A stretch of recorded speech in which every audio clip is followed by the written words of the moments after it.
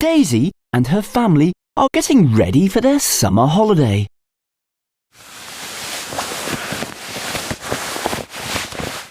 This is going to be a great holiday. I'm going to swim all day. Don't forget your goggles.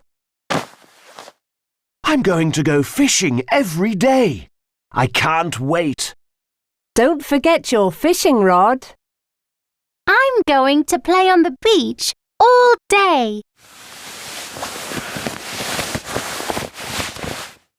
Don't forget your sunscreen.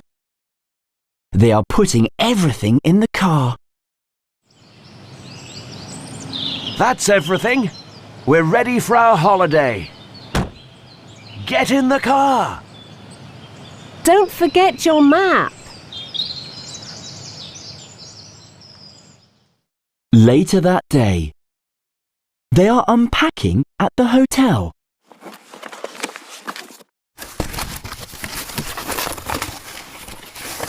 Oh no!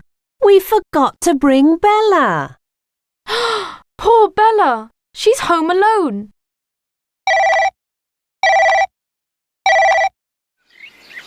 Hello, it's Mr. Foley here.